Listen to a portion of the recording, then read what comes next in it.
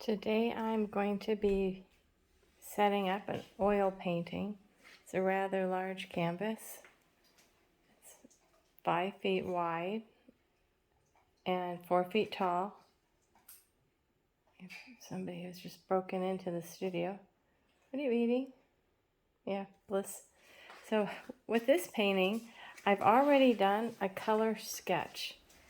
And it's going to be a field of lily pads going through a landscape scene with some trees and some clusters of flowers, and the lily pads are going to be blooming. When I sketch out a big painting like this, I either use a pencil or vine charcoal. So today I'm going to use vine charcoal. So I'll be over here, look at my sketch there, and I'm just going to start laying it in. Over here is going to be the area where I'm going to have my trees.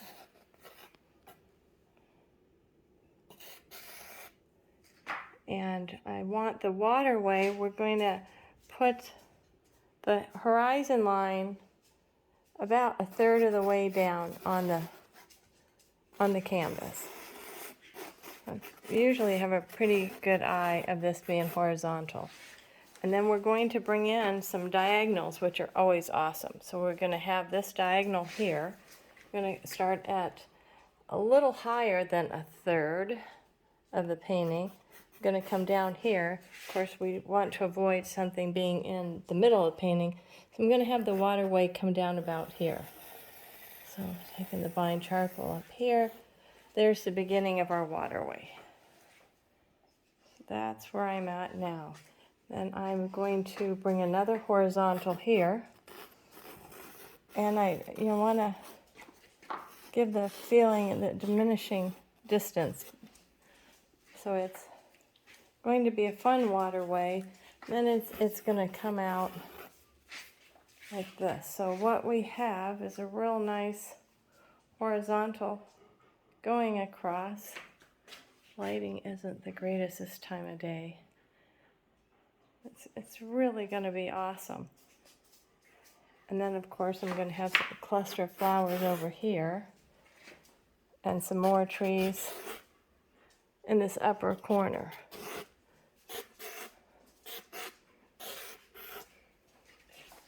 Got some trees set up there. Got some space here for a cluster of flowers. My horizontal and diagonal lines here, and then clusters of trees that will be in here.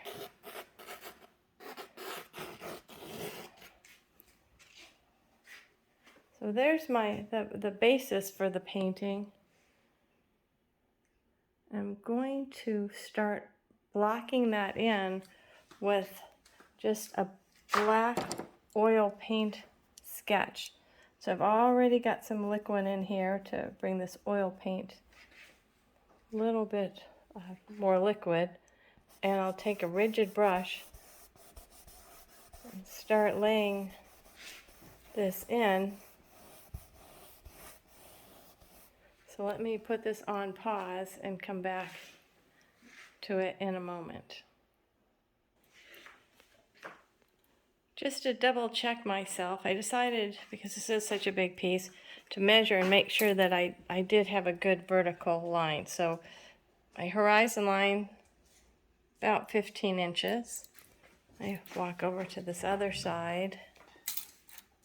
Horizon line, where's my ruler? Right about 15 inches. So I'm pretty good on that. I stepped on a dog. Bling! Good Lord. You snuck in here too. These girls are not supposed to be in the painting area. Renegades, rebels. Right, so I'm going to finish blocking in with the black oil paint, and we'll come back and look at this. So now you can see my lines a little better. Started laying in some trees, and this line here I broke up a little more than I had done with the charcoal, the vine charcoal. So now what I'm doing, it's hard to get back and do this. I'm just laying in some tree shapes.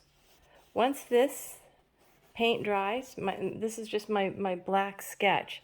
You know, once it's under preliminary sketch, just to let me know where I'm going to be. Of course, when I start laying this in, I don't want all the trees starting in a perfect line. So this will just give me some ideas of trees here. And, you know, of course, we don't want the trees right on top of each other. We don't want the trees equally spaced apart. We want some variation, and otherwise it won't look natural.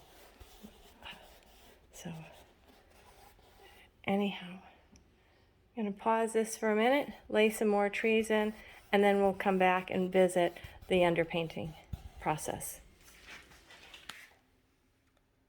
So everything's laid in now. I've got a little bit of a forest going here, which will change, of course, once I start working on it more.